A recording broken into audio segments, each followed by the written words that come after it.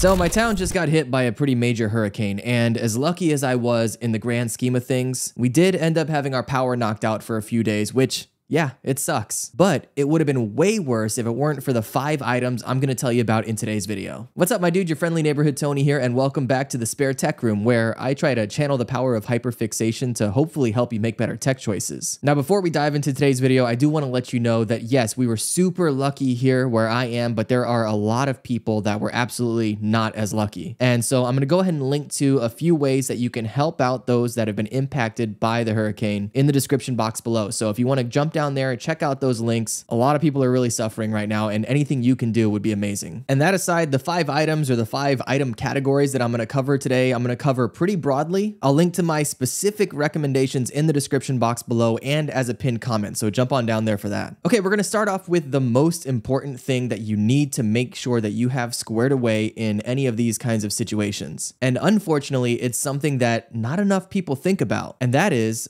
a way to get clean water. Now, there's a bunch of different ways to do this. What I have here is a couple of different Brita systems. We've got the pitcher here, which is really handy, and a little water bottle that has a filter straw. And I know it seems really simple, but it honestly is the most important thing that you can do to prepare for a hurricane or any other kind of natural disaster. You can go weeks without food and an indefinite amount of time without power or light, but you can only go a few days without having clean water to drink. And in situations like this, a lot of time your water can get completely shut off. So get yourself something like a Brita pitcher, fill that up a bunch of times, stock up on every water bottle that you have in the house, get them all topped off, and maybe even look into more kind of heavy duty water filter systems. I know there's a company called Grail that makes really heavy duty water bottles and straws. There's also a company called, I believe, Life Straw. And these are more for like outdoorsy survival situations where you have to drink water that's maybe from a stream or a river or lake. But the first thing that you really need to think about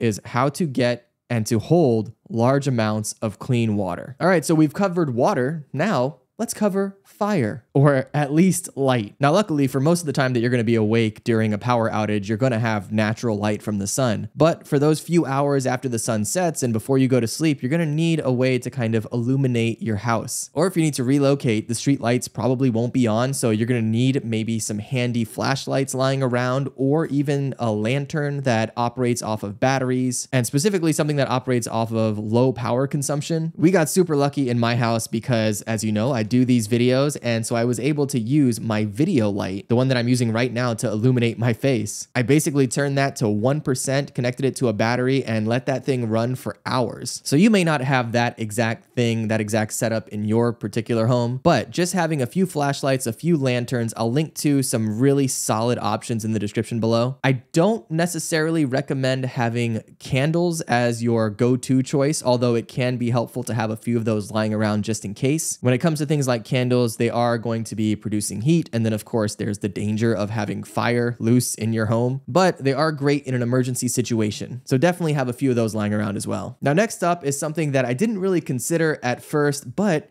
it's just a way to chill out, man. And by that, I mean a way to stay cool. What I have here is just a portable fan. Now, I've got this kind of compacted down as much as I could here, but it folds up, it extends pretty tall, it oscillates, and it runs off of a battery, so you can charge this up and use it to keep cool if your air conditioning is out and if you live somewhere that's going to be a bit hotter during the storm season. It also just helps to kind of move air around the room. You know, for us, we were without power for just a couple days, and that first night was fine. It was in the 80s outside, and so of course your house then kind of acclimates to that temperature as well. And it wasn't until maybe halfway through the second day that you just kind of get irritated by being in this stagnant air the whole time. So having just a small battery operated fan to kind of move the air around in your house was an absolute godsend. So yeah, it might seem simple and not that vital, but it will absolutely save your sanity if you're stuck in a situation like that. Now, while you're sitting around chilling, drinking your water in the light, waiting for your power to come back on, you're gonna need a way to keep up to speed on any important announcements from the news or weather, or through your local government to see if there are going to be road closures or if they're gonna be shutting off maybe your water or something like that. And so what I recommend to have there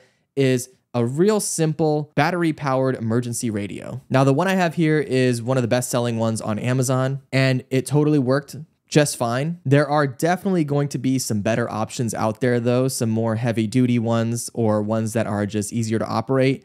This one is super duper analog, so it does run off of batteries, but you have, instead of like a digital station selector, you just have this wheel that you slide through and try to find the radio stations. So that can be a bit annoying. I'll go ahead and link to this one in the description box, but I'll also link to one that I think is a little bit better. They even have ones that are powered by you winding the actual radio itself, so you don't even need batteries for those kinds of things. But having a small portable battery powered radio station that picks up the local terrestrial stations is absolutely vital in an emergency situation. Now, this last item is without a doubt the most important. If you want any of these things to work and to last while you're without power, you're going to need a way to juice them all up. And that's when you have to go with a battery pack. Now they make these in all different shapes and sizes and all different power capacities. The one I have here is a real simple 20,000 milliamp battery pack. I've also got smaller ones that are around 10,000 milliamp. You can even get these giant power stations that will run your fridge or air conditioning system. Really, you can spend anywhere from 10 to 15 bucks all the way up to well over $1,000 if you want some heavy duty power system. But at the very least, you want to have just a few small battery packs around to recharge your phone or recharge your lights or fans or anything like that. They even make some that are solar powered, so you don't have to worry about recharging them throughout the day. For us, we were very lucky that we were able to go down to like a coffee shop or a bar that had power to recharge all of our battery packs. But in this case, more power is always going to be better. But of course, you have to live within your budgets and your ability. So at the very least, grab a couple small battery packs. And if you're able, consider a legit power station. So these are the 5 tech items that really saved me during this most recent hurricane and the power outage that we had afterwards. If you're interested in picking any of them up, I will link my top recommendations in the description box below and as a pinned comment. Using those links does really help support my little channel here, so I appreciate it. If you have other gear recommendations that I missed, be sure to drop a comment down below. Let's all work together to try to build up the ultimate list. And again, if you're in a position to help out those that have been impacted by the hurricane, please also check out those links. They'll be at the very top of the description box below. If you're looking for something else to watch, I also recently did a video about a life-saving piece of tech that I use every day for my pet. So if you're a dog or a cat lover, you might want to check that out. I'll link to that right over here for you to jump into next. If you want to see more videos just like this, make sure you subscribe.